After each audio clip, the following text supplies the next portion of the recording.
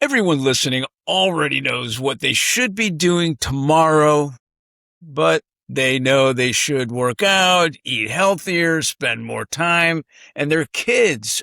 Stop wasting time on social media. So there's the $1,000,000 question. If knowledge isn't the problem, what is? Today, we're talking with identity coach Daniel Schuler about the invisible story that may be running your entire life without even knowing it. Daniel, welcome to the show. What's going on? So happy to be here. I'm excited to get into it. Glad to have you, man. I want to ask you something, though. Before we get started, what the heck is an identity coach? That's the best question that I get asked the most. And the easiest way to put it is to preface what identity is, at least in my opinion. And it's who you think you are, who you think other people think that you are. And then you build a story around that. And then whether or not that story is true, it determines everything that you do in your life. And so for me, and, we spoke about this the other day, most people, would look at their life as a quilt. So they have this blanket that's hanging up and it's a compilation of all of those things that I just said. And when there's a problem, they take scissors, they try to cut it out and they try to patch it up, and then they haven't stepped back in a while. And when they step back, they don't recognize the quilt. The identity is the thread that goes through all of those things. So your identity is who you are regardless of, not because of. And so as an identity coach, I help people figure out the false narratives that they have about who they think they are, who they think other people think that they are. I help people figure out the origin point of where did you learn this belief? Not, we make decisions every day. And the question usually is, what decision do I make? And the question is actually, can I trust the system that I'm about to use to make the decision in the first place? And so I help people figure out the thread that's going through everything, those lies that they believe, and then helping them step more into who they are and what they want to do based off of the truth rather than the perceptions that they're holding. Thanks for that. Everybody's got kind of a fascinating story of how they get started in their profession. Some out of turmoil, some out of inspiration. And I'm going to ask you, how in the world did you get to this thing called an identity coach? Yeah, it's quite something. If I told the whole story, we'd be here for quite a while. So I'll give you the flyover. But essentially, I was an athlete my entire life. I wanted to do collegiate sports and then go into the professional sports. I played competitive golf for 15 years. I also dabbled in soccer and various other sports, but golf was kind of always my main focus. And so that was I started when I was 4. And I said, you know what, I want to be in the PGA. And so as I was playing, I was also doing other things. I dabbled in music a little bit, and I was in jazz band in high school and all these things. And so then when I was 15, I got recruited into the entertainment industry. And so I started doing modeling and acting. And when I was 17, and I'm skimming through a lot of this, I had started to develop these false narratives myself, where when you're an athlete, especially growing up, and you're told the talent that you have, and you're not potentially seeing the results from the talent that you're told that you have, it's not, I'm not talented enough, it's I'm not enough as a person. And so as I'm on this journey to try to be a professional athlete and then getting into the entertainment industry, where all of your self-worth is built around how you look. And, if it's not your skin, it's your hair. If it's not your hair, it's your face and your body and all these things at a very young age, mind you. I was like, okay, am I going to do this Hollywood thing or am I going to do golf? And so I ended up getting in a car accident when I was 17. I had to pull out of a golf tournament. And I ended up booking a job for Nike the week after that. And it was an interesting answer to prayer. I'd been pursuing golf for so long, and within a very short amount of time, I had started seeing more success in the entertainment industry than the promise of what golf potentially could be. And so I ended up moving to Los Angeles, to pursue that. I lived in Italy for a little bit, and then I came back from Italy when I was 20, and I had been in the entertainment industry for about 5 years at this point. And I just had enough. I was really insecure. I didn't like how I looked at myself. I didn't like how I looked at other people. And I never got arrogant in the sense of, oh, I'm a model and I have to look this way and do these things, so you're worse than me. I was always comparing myself. I would see another guy, wouldn't even know how old he was or whatever. And I was like, he's better looking. He's in better shape. He's probably going to take a job from me, and then I had body dysmorphia starting at age 15, because I would go to these auditions against men, and I would compare myself to men at 15. And the difference was not quality or motivation or goals. It was 10 years of life. And so what happens is you just start to get all these beliefs about yourself. And so sort of in the interim, I got into direct sales, and I fell in love with the idea of self-development and motivation and leadership and building teams and cultivating your brain. And from a very young age, I was raised in a home, very fortunately, where you were sort of required to share how you felt, because how can someone accurately respond to you if you're not communicating properly? And so I was able to kind of understand these emotional intelligence concepts from a young age, not exactly cognitively knowing what I was doing, if that makes sense. Like when you're a kid and you hear the word money, you might not know what money is, but you know that every time you hear it, something gets bought or dinner's on the table or there's an argument, and you don't really know what it is, but you're kind of learning. And so that's how it was for me, where I feel this way, so you should know, because if you don't know, you're not going to treat me properly. And so I would have very adult conversations at a very young age. And so when I got into sales, that actually helped me a lot to build teams, because I was able to pull people's true emotions out of themselves, cultivate a team, create cohesion within the team. Really liked, again, self-development. And then I got certifications in neurolinguistic programming. And for those of you that don't know neurolinguistic programming, the easiest way to say it is it's like the invisible language process that your brain uses to filter the world. Everybody has it. Everybody uses it. Not everybody knows that they have it or how to use it. And so you can get certified in how to use it and how to teach people how to use it. So I got certified in that. And then at 23, I started my own practice. And by that, I mean, I didn't know what the heck I was doing.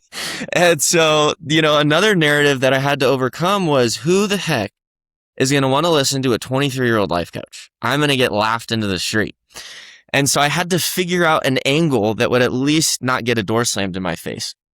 And so, I would say things like, hey, I didn't call myself an identity coach back then. It was more, I'm an emotional intelligence coach, coming off the NLP wave. It was enough of an intriguing title where people thought they knew, but they wanted to know more, and it wasn't super facetious, And so I would say, hey, I noticed you do this and this. Here's what I do. I would love to coach you for free. If you like it, you can hire me. And if not, you can make fun of the 23-year-old that thought he knew what he was doing. So it's a win-win for you. The biggest cost will be 30 minutes of your time or whatever. And people loved it. And so, I started doing it, and someone would say, hey, this was really helpful. My friend needs this. Excuse me. And so then I would get put in these group chats. Hey, I heard you do whatever. Do you do this? And I was like, yeah. Do you can you coach couples? Sure. Can you work with grief? Yep. And so I just, and even though I wasn't being paid, I was being paid in testimonials and experience. And so what I was able to do in a very short amount of time is my presentation changed. I would say, hey, so I've coached 50 people in the past 3 months. I didn't say 50 people have paid me. I said 50 people coached me. They don't need to know if I've been paid or not. They need to know that 50 people had worked with me and experienced some sort of transformation. And then the golden question came, how much do you charge? I had no idea. And so then I had to figure that out. And so anyway, long story short, over the past 7 years, along with a bunch of other things that, we might get into at some point, over the past 7 years, I've been blessed enough to coach right around 1,200 people from ages 11 to 73. Everything from 9-figure CEOs, ex-military, kids, couples, high school students that don't know where they're going to go, college students, professional athletes, semi-pros who want to go professional, ex-professional athletes who don't know who they are outside of the sport, XYZ. And it's been incredible. And so that's, very accelerated version. No, I love that story. I love that. Love the neurolinguistic part. Let me ask you, especially with social media, you get all these images of people that are successful and all that. But you know what? What is really going on? Behind the success, I almost get this moment of gratification when I find out that they are going through struggles too. So what are those internal struggles, how would you describe them that most people never see? Mm. Hmm. I would say, obviously, it's a case-by-case basis, but one of the things that I talk a lot about is the difference between being a certain way and seeming a certain way. And on social media specifically, the seeming part, we are masterful. We are so good at seeming a certain way. And I had a little stint where I was doing some social media marketing with a friend way back in the day when it was sort of just starting to get into brand partnerships where, if you had a large following, you could actually make money from partnerships. Now it's very common. But you'd have these people with 1.5 million, 2 million followers crushing it on their page.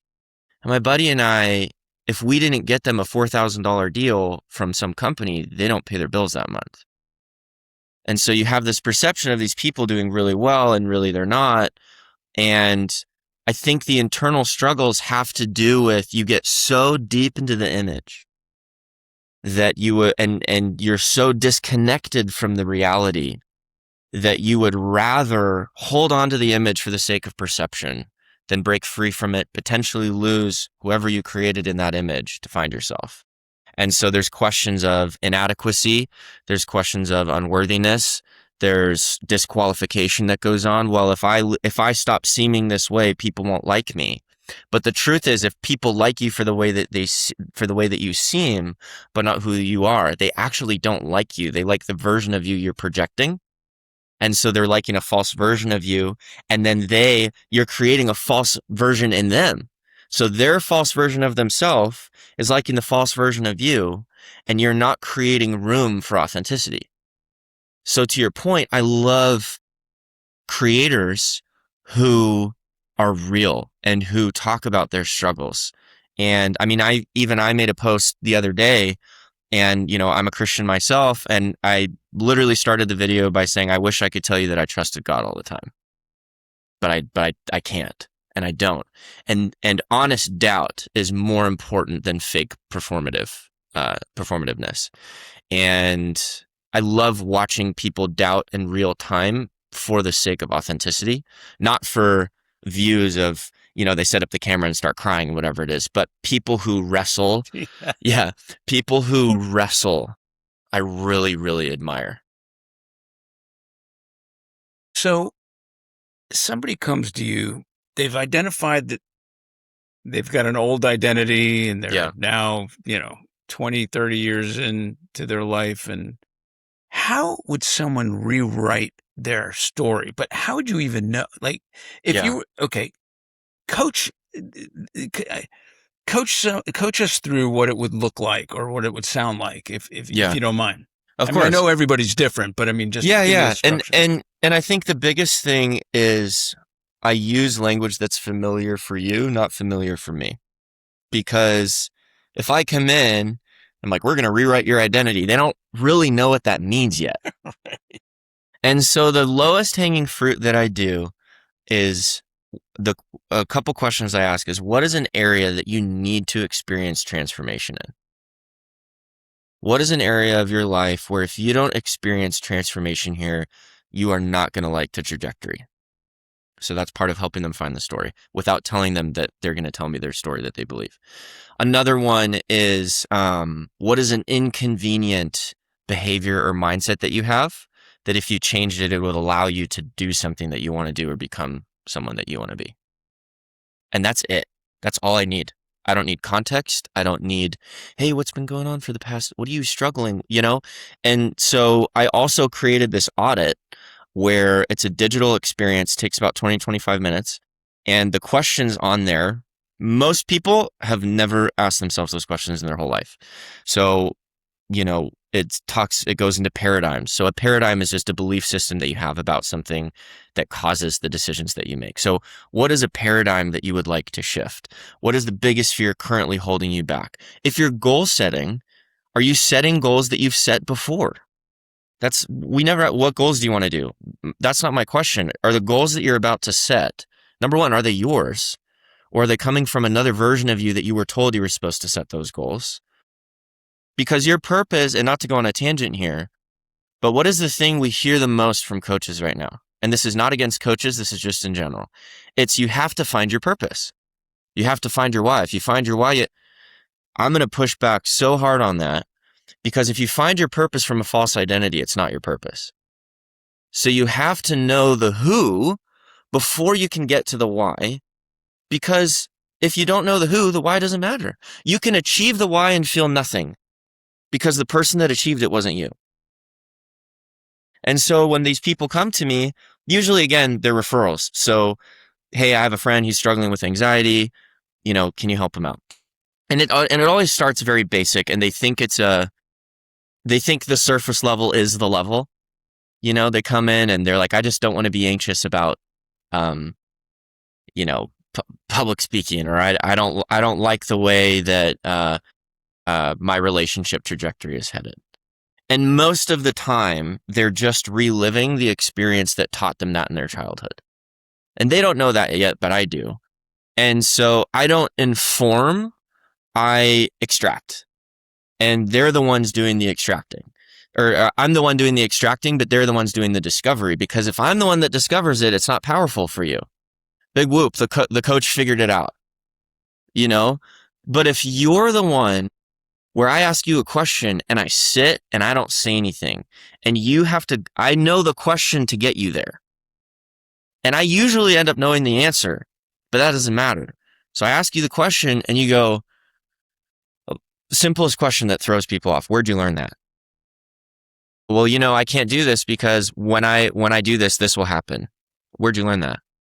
And then all of them do the same thing, and you'll know this, the NLP guy, they'll go, yeah, up and to the left. Yeah. And they're and so I'm watching them I can watch them subconsciously go through their timeline, trying to find, well, no, I don't think it was then, but, and I'll say, okay, tell me about that. Well, where'd you just go? Well, I was 17, I was sitting here and okay, what happened? XYZ. Okay, what did you start to believe? This. And where'd you learn that? They go back further. And then we get to age 7. It's almost every time. Yeah. There's another thing that, when we went through the neuro-linguistic program, the training with Tony Robbins, there was a question that he asked. He goes, and I did this to a patient yesterday even. He goes, tell me about a time that was like the greatest moment in your entire life, something that empowered you. You felt masterful, you're everything like that. 9 times out of 10, people will not have an answer.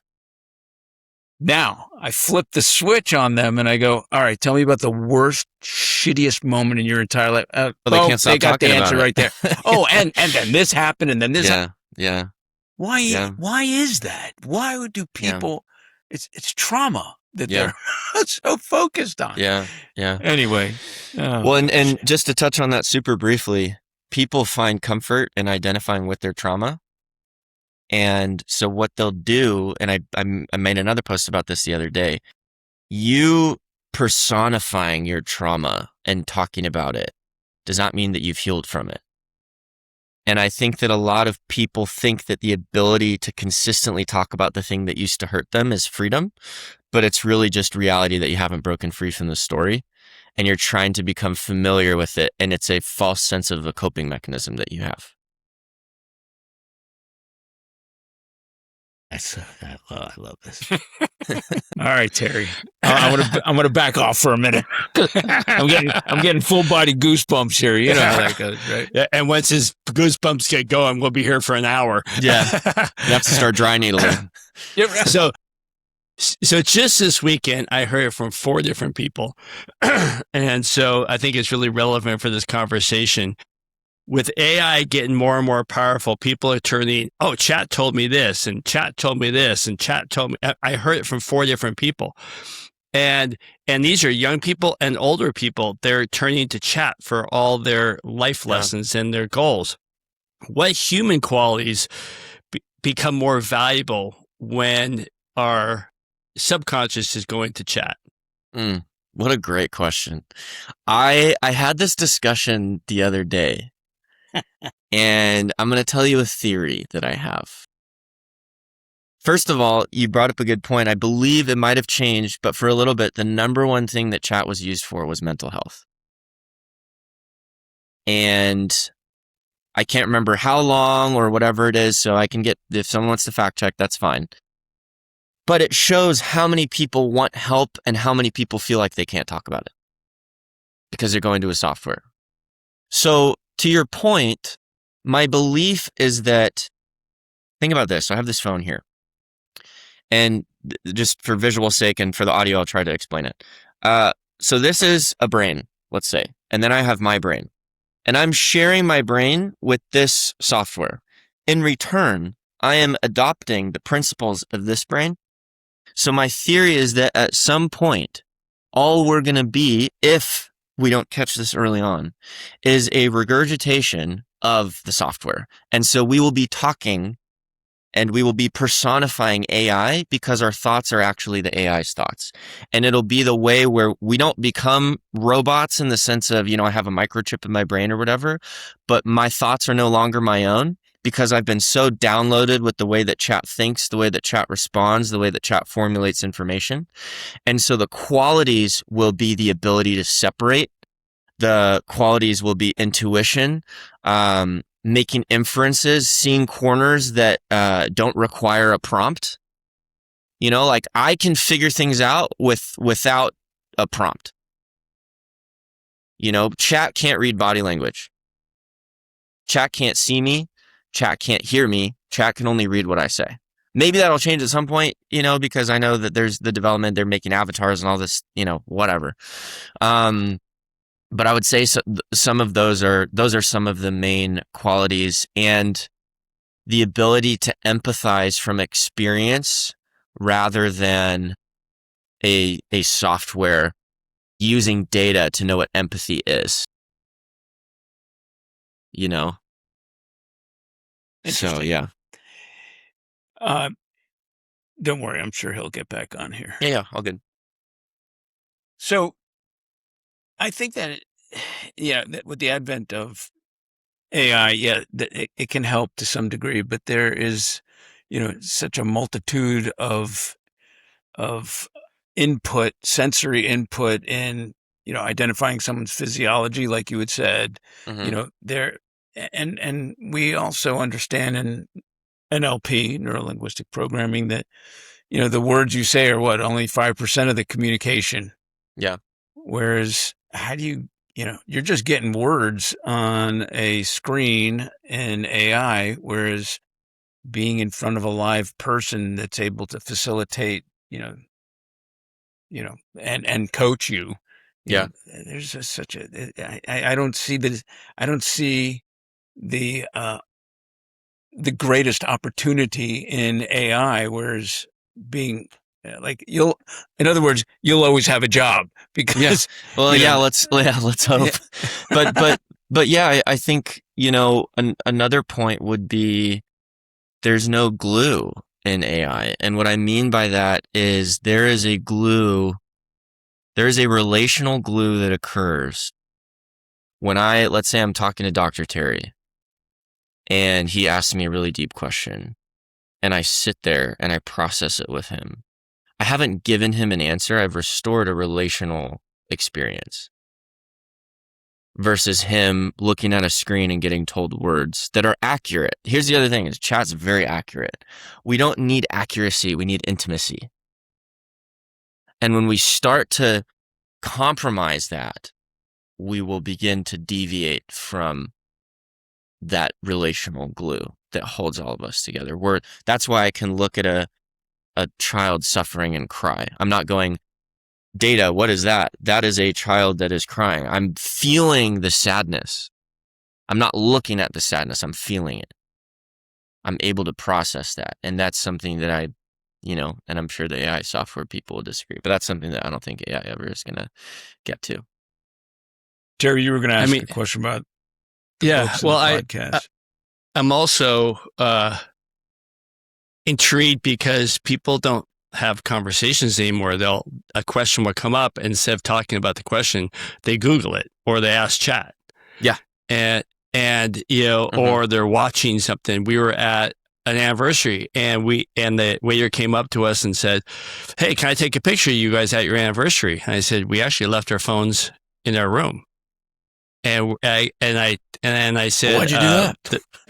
And I said, and I told him, I go, the best gift I can give my wife is to be present. And the guy didn't know what to do, and he looked around and goes, "You guys are the only ones that don't have your phones." And it was kind of sad, and or you'd be at a table and you see all these people, and instead of having conversations, they're having a conversation with chat instead of the human being in front of them.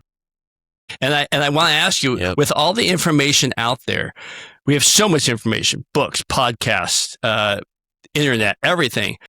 Yet, so if all the information is out there, why are we so stuck? Because of what? I know this is kind of a quick answer, but this is my realm. It's because of what we think will happen once we get it. It's because the expectation that we have. The only reason that you go to chat, that you go to all this data, is because of who you think you'll become once you get it. And if that is misaligned, you'll get the data and still be stuck. To your point, the rate of antidepressants that are being prescribed and the rate of depression are not an inverse correlation. It's the same. It should be inverse. If I'm prescribing more drugs that are supposed to help with this problem, it should be shifting, and it's not. If the rate of the money that is being dumped into the self-help industry is as astronomically high as it's ever been, how is it that people are more confused and lost than ever before? That also doesn't make sense. And so I would say the reason that we're still stuck is because we are going out to try to fix what's in instead of going in first to discover what's needed out. You can't solve an internal problem with an external solution. I can't read a book and heal my trauma. I can learn about what trauma is. I can learn about patterns. I can learn about all that stuff. But until I take the information and I make it truth and experience for me, nothing happens. My entire life is built around Romans 12:2, which says, "Do not be conformed to the patterns of this world, but be transformed by the renewing of your mind so that you can discern what the will of God is, what is good, what is perfect, what is righteous." You can't have transformation without renewal. So you have all these people that are trying to transform and they're not renewing the thing that broke them in the first place. Well, let me ask you this. Do you think people are too quick to look for the answer and not enjoy the journey to get to the answer? I mean, it's almost like when they ask a question, they go to Google immediately to get the answer. And that's like, to me, I was just be a big high altitude mountaineer. And it's like somebody taking a helicopter to the summit. Yet the best part about mountaineering is not the summit, it's the journey to get to the summit. And it's collapsing on the top, knowing everything that you did to get there. Yeah. Yeah. And I think the Google or the chat takes away the conversation that may have nothing to do with the question, but it has to do with everything about the journey. Where do you think that disconnect people got of not going through the process of conversation and just seeking answers? Yeah. Again, and this is going to be kind of repetitive, and Dr. Spencer will know this. Like Tony talks about this all the time. Your entire experience is based off of definitions and meaning. And it's because of how we have defined what space means, how we have defined what silence means, how we have defined what not knowing something immediately means. Not knowing something immediately does not mean ignorance. It does not mean that you are unintelligent. It means that you just don't know something yet. But we have to know. We have to know everything, because if I don't know, then I'm going to miss this and I'm going to miss this, and people are going to think. So the definition and the meaning that we have placed on the pauses has completely robbed us of the power of them. I played piano for 8 years. I did recitals. The most important note in the song is the one that you're not supposed to play. If I come in too early, I ruin the moment. If I wait too long, because there is a waiting too long, then they're like, right before you give them anxiety, you hit the note again. And they're like, oh my gosh, did he forget what he was going to play? Blah, blah. Yeah. And so we have forgotten how to play the pauses. All right, here's a big one. Parents, kids. Yeah. We want to raise confident kids. And I know that Dr. Terry, and well, so do I, have that issue with the, what do they call it? The award, the trophy, the participation trophy that every player gets, Gosh. right? But, I have to share this with the audience, and you all are aware of this, but my 26-year-old son, Hunter, man, he said something to me the other day that was profound, because this guy works hard, man. And he said to me, he goes, Dad, I heard this the other day. Tough times create strong men. Strong men create easy times. Easy times create weak men. Right? Weak men create tough times. And he goes, oh, geez, I just got goosebumps. Many don't understand, but you have to raise a warrior. And I realize that nowadays that's a rare commodity amongst kids. Why is that? And what can parents do? Because they're well-intentioned. They realize that, but how are they getting in the way of all this? By not fixing their own false narrative first. Like you can't expect your kid to grow into the person that you never were. And I'm not talking about achievement or accolade wise, like where you have the football dad who's like, you're going to be more than I ever was, son, whatever. It's, and there's a guy named Case Kenny. He lives out in Florida as well. And he's, big on like the language of optimism and all these things. And one of the things that he says that I love, that I agree with, that I didn't realize I'd been talking about for so long, is we need to stop rewarding kids for their accolades and start, awarding them for their character traits and their qualities. And so instead of saying congrats on the 7 touchdowns, which it's not either or, but it's along with. Yes. So, hey, you didn't do great today because you scored. You did great today because you were a good teammate, because you ran your heart out, because you stayed and cleaned up the water bottles afterwards, affirming their qualities, because every athlete, it's 100%. Every athlete becomes an ex-athlete 100% of the time. Every athlete becomes an ex-athlete. So if you will hold on to what you learn is good and true about yourself, and you will be limited to whatever that is. Your confidence will only be as high as how good the thing your identity is in. So if my identity is in my money, the only time I am good is when my money is good. If my identity is in my performance, the only time I am good is when my performance is doing well, et cetera, et cetera. And so I think the disconnect is parents are using their own false narrative to try to navigate the kid's false narrative. One of y'all has to have a true narrative in order for this to work. One of you. So there's a book called It Ends With Us, but it starts with you. Like that generational trauma and the generational curses and patterns can stop with you, but it only stops if you start understanding it's there. Where every time your kid comes home from practice, for some reason, you're angry. And you don't tell him, but there's these nonchalant patterns that you use, or maybe you get upset at a random time that doesn't make sense. And instead of you sitting back and going, okay, not what are they making me feel, but what am I starting to believe about myself? Nobody makes you feel anything.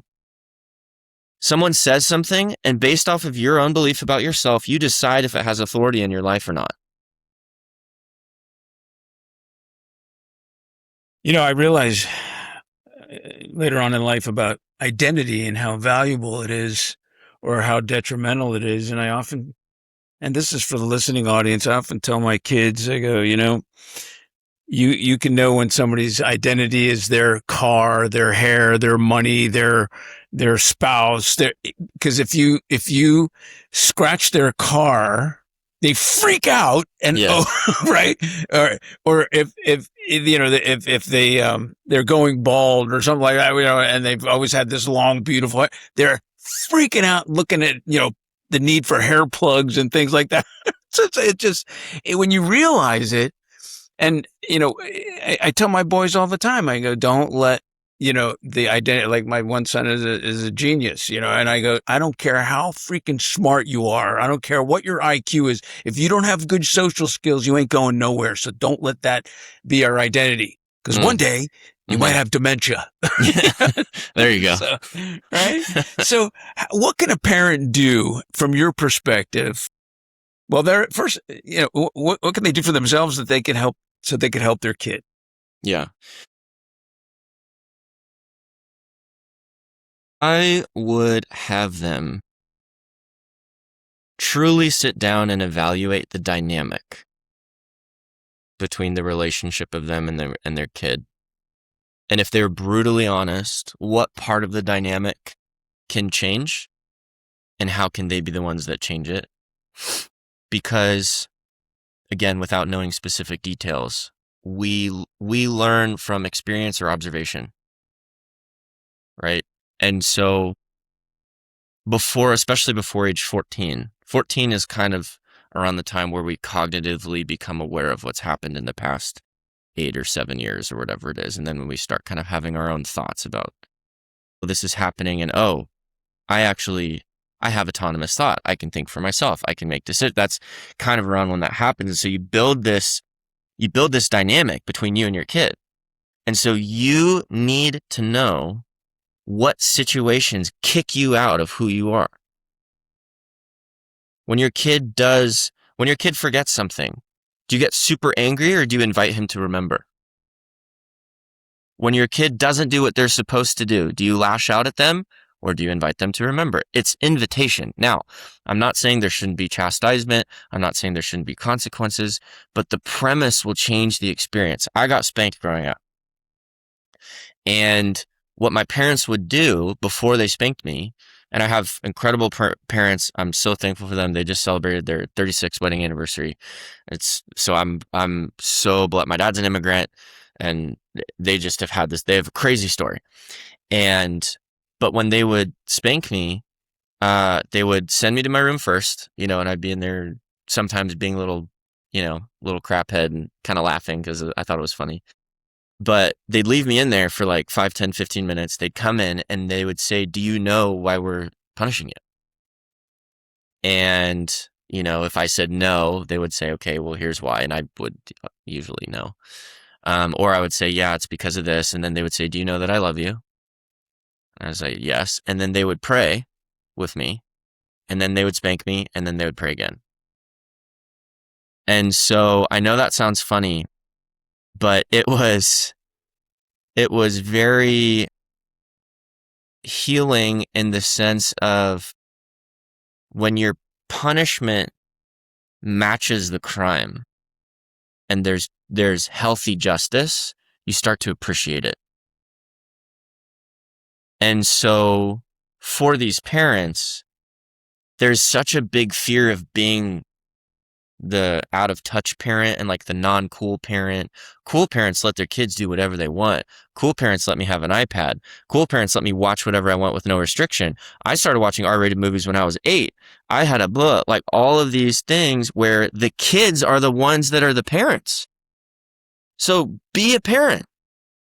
I'm not saying be authoritative. I'm not saying be dictatorial. You freaking had the kid. That is your child. They are not your father. So when a kid, there's no negotiating.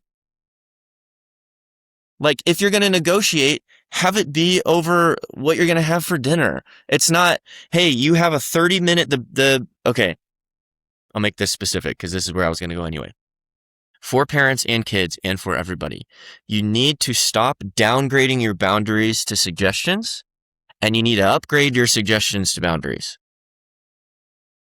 That is one of the easiest ways to figure out and establish respect, heal the dynamic, and what's going to happen is the kid, again, is observing and experiencing. And so if you are compromising your own boundaries, why would your kid honor yours? If your kid is consistently watching you do things that you said that you weren't going to do, say things that you're not supposed to say, how are you going to turn around and tell them to do the same thing? And what are they going to say? Well, I saw mommy do this. Okay, well, that's different because she's mommy.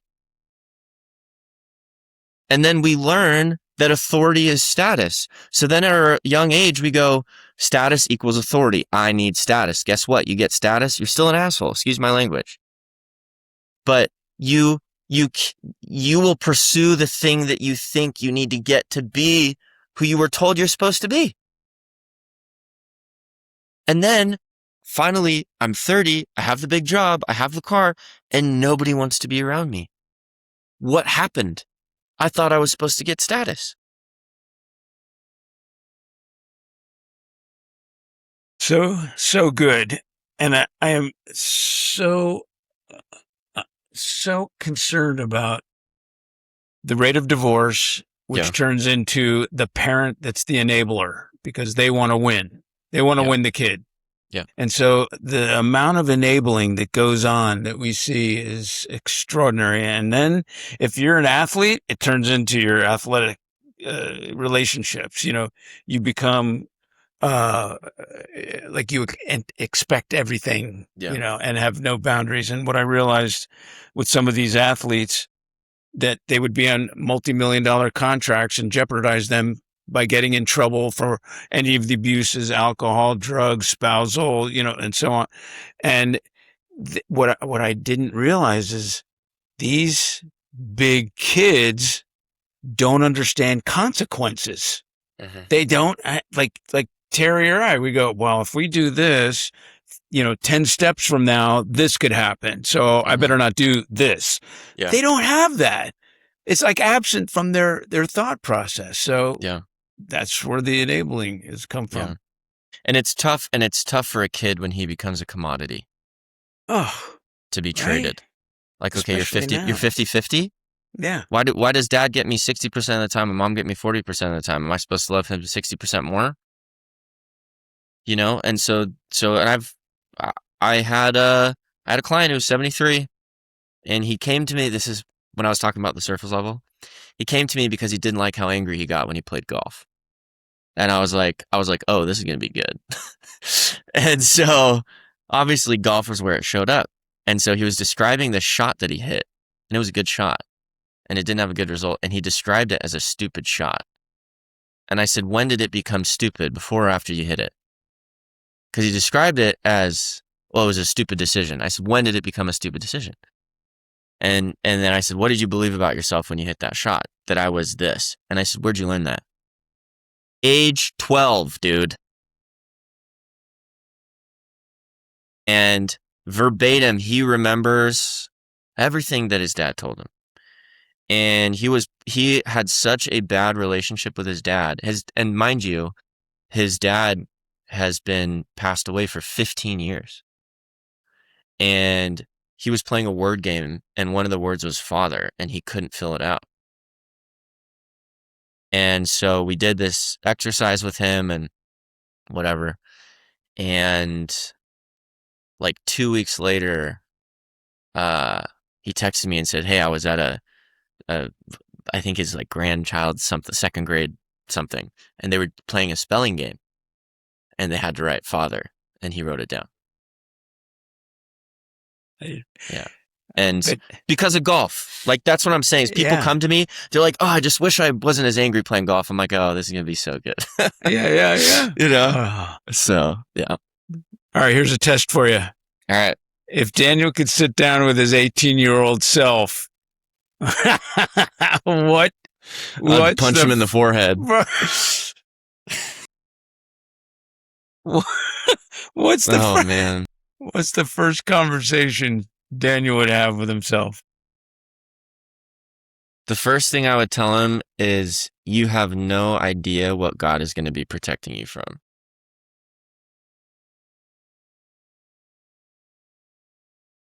Because when I look back, there's multiple times that I should have been in jail, potentially died, gotten caught doing things I shouldn't have done.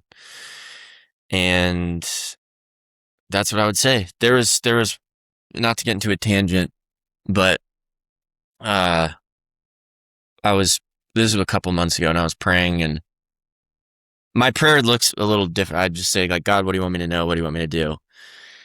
And he said, why don't you just lay down for a second? And it reminds me of, there's a character in the Bible named Elijah, and God tells him to take a nap, and he wakes up and there's like a meal by his head. I'm like, that sounds pretty good. And so I lay down, and it's an image of me, and I'm 8 years old. And I'm 8 years old body-wise, so that I know I'm a little boy, but I have my 31-year-old brain. And he's walking with me down this road, and at each part of the road, I'm seeing these pockets of my life. And we'll like go into a club when I was 19, and I'm like, what are we doing here? And he's like, look where I was. And he's standing in the corner, making sure that I don't get blackout drunk and go home with someone I shouldn't and get in a car or whatever. And then another one, I'm in the car moving to Texas, crying my eyes out. I just broke up with a girl I thought I was going to marry. And he said, turn around in the car. And he's sitting in the back seat. And so he's taking me through all of the places in my life that I didn't know where he was. And he's showing me where he was. So if I was to sit down with my 18-year-old self, I literally would only say, keep your eyes fixed on the Lord, because you have no idea what he's going to get you through, and you're going to need him more than you can ever imagine. And what do you think your 18-year-old self would have said back then for that conversation? For sure, bro. I think, in all honesty, because I was never a punk. You know, I never was hot-headed. I never was haughty. I was always very reflective and philosophical, and I got introduced to very deep theological concepts when I was young. So one of the things that I like to say that I can do is I can take things that are very complex and simplify them for people, but keep the complexity, if that makes sense. So I don't compromise the complexity with the language that I use. And so I think my 18-year-old self, it would have probably rattled me a little bit, and it would have made me ask, well, what am I going to do? Like, what am I about to do that I'm going to need protection from? And I would maybe start overanalyzing and, you know, becoming hyper aware of everything that I was doing or whatever. But I always appreciated feedback from I always got along with older people. Always. Growing up, I would be 15, having an hour-long conversation with a 40-year-old, holding it, you know. And then, funny enough, when I was living in LA, I'd be, 18, 19, 20, and I'd meet a woman and start talking and, really long conversation. And she'll want to go grab a drink. She's like 32. She's like, how old are you? I was like, oh, I can't drink yet. How old are you? I was like 19. And so I just always gravitated towards either young people who have an old mind or older people who have that level of maturity. Because I've also met, some of these kids, because of AI and because of all these things, they are light years ahead of the maturity level. So I think the other thing is we can't demonize our kids and expect them to be encouraged. We can't demonize the things that they're doing, project false narrative. Oh, this is the worst generation ever. They care the least. They do the least, blah, blah. And then try to pull them into the best version of themselves. What the heck is that? That's the most hypocritical thing we can do. And so we need to invite them into the truth rather than project our version of what we think the truth should be. Because we can't be shocked when these kids are struggling, because we'll say, hey, the most important thing is a degree. And then they don't get into the college and we go, well, it's actually not that important. Well, is it or isn't it? Well, you don't have to be the best player on the team. Oh, why didn't you get MVP? Well, I thought it didn't matter. Well, I mean, it does a little bit. We're so confusing to these kids, man. And then we're mad at them. It's heartbreaking. Yeah, I always used to say that when you become a parent, you don't get a owner's manual when we fail more than we succeed. Yeah, and then we know we're failing, but we take our anger out on the kids instead of our own self or our spouse. What do you do when you have the kid that is the introvert that holds everything in, and on the surface you think they're fine, but inside they're dying? And then you have the extrovert who wears everything on the extra, but inside they're scared to death. I mean, it's like two different people. You have the one that's comes across bold and powerful, inside he's dying, and the other one that comes across as insecure, and actually he's very introverted. Yeah. I would say both of them are most likely trying to achieve the same thing.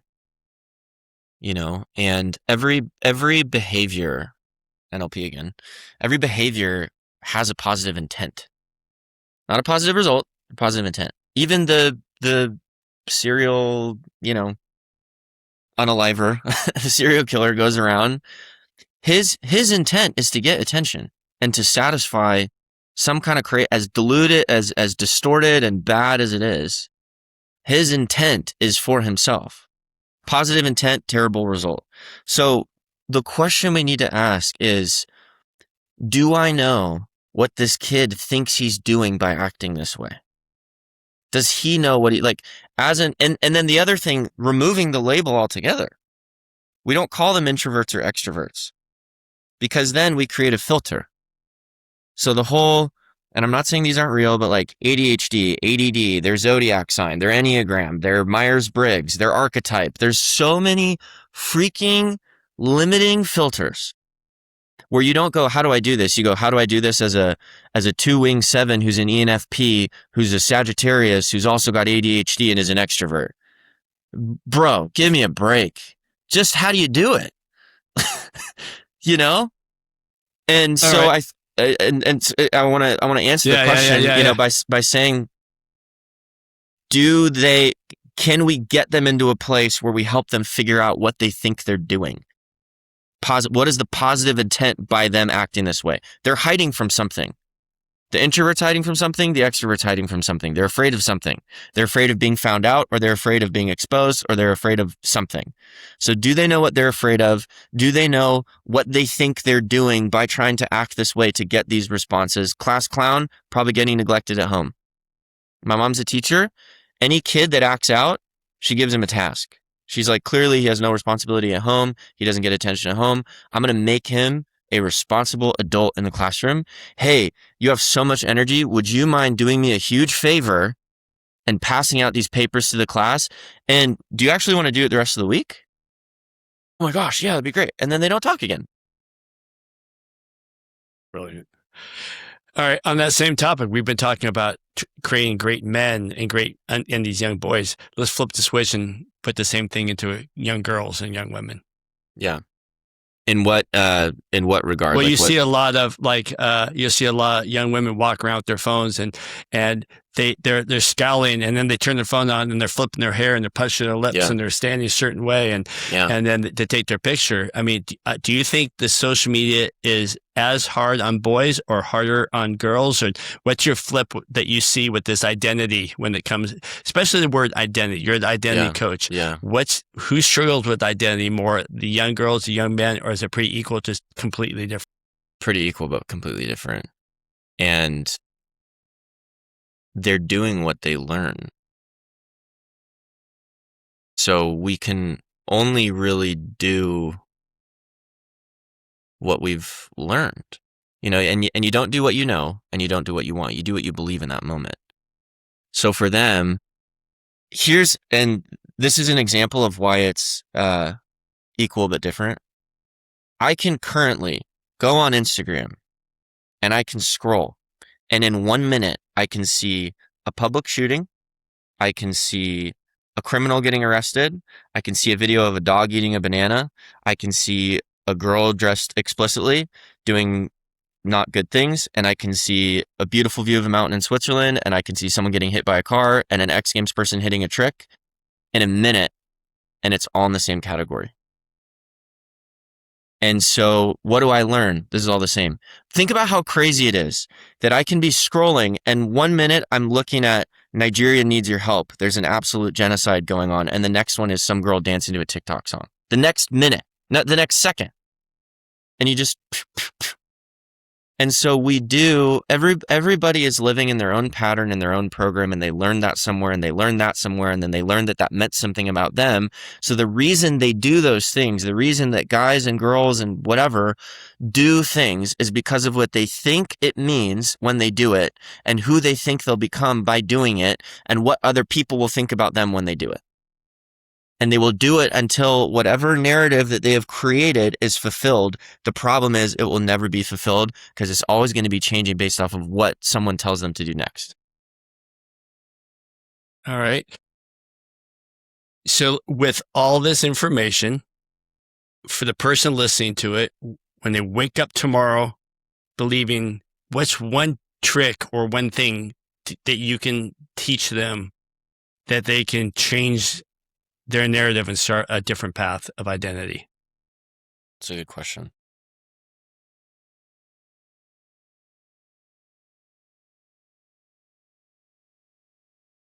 I would offer them to say, if nothing changed in the next 10 years, truly, am I on the path that would lead me to where I want to be, who I want to become, and what I want to do? And if not, what needs to change? And in that, what needs to change, have I known that that's needed to change? Like, is there a certain pattern where there's so many people that are really mature in every area except this one, whether it's love, money, conflict. And it's because we act the age that we were last hurt that haven't healed yet. And we haven't healed yet. And so consider your trajectory. If you don't like the trajectory that you're currently on, what needs to change? And yeah, is that something that's needed to change for a while, or is it new? And do you know what it would look like to change? And then the last thing would be, can you actually define the words that you're using to describe what you're pursuing and who you are? I want to be successful. Okay, what's success? Well, I want to be someone who loves. What is love? I want to be someone who is generous. Okay, what is generosity? Generosity is giving whatever you have. Where'd you learn that? Okay, what is considered what you have? Is it everything that you have, or is it some things that you have? Can you define the words? And can you define, and do you know where they originated? The words that you use to describe yourself and the things you want to do. And sit with that.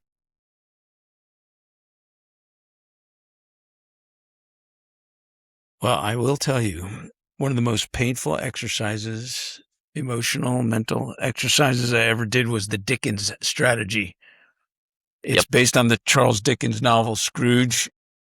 And Tony asks you to write down 5 things that would limit you in the next year, 5 years, 10 years.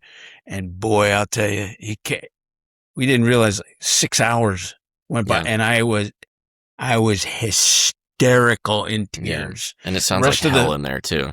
Right? That's what I was just going to say. It sounded like people were getting murdered.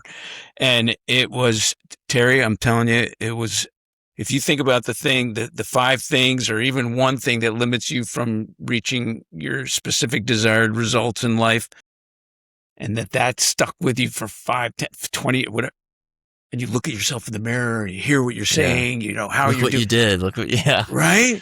Oh, it's brutal. It's brutal. Right. Anyway, what so far, unbelievable, but we still have the 5 rapid fire questions for you. Perfect. Let's go. Let's see. Ready? Simple. Question number 1. I want you to fill in the blanks. Ready? Yeah. Success is the progressive realization of a worthy ideal.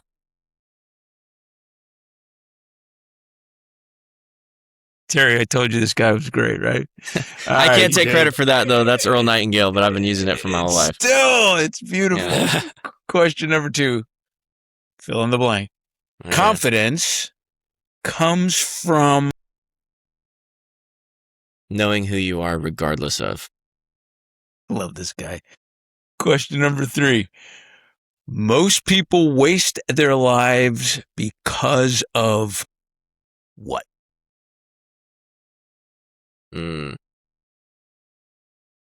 Thinking they're God. I would have said procrastination. Because my dad used to always say this word, procrastination is the thief of time. Yeah. I hear that all the time. Question number 4. Favorite flavor of ice cream is? Ooh. Either tiramisu, or there's a specific pistachio gelato from this place in Florence that I just had probably 9 gallons of every day when I was there. That's a so good. heck of a lot better than Bluebell cookies and cream. Gosh, yeah. That's got to come with a roll of toilet paper. Oh, yeah.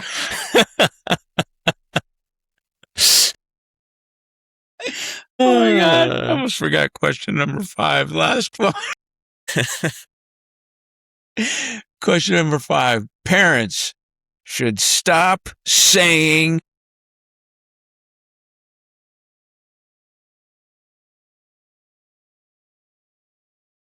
it doesn't matter.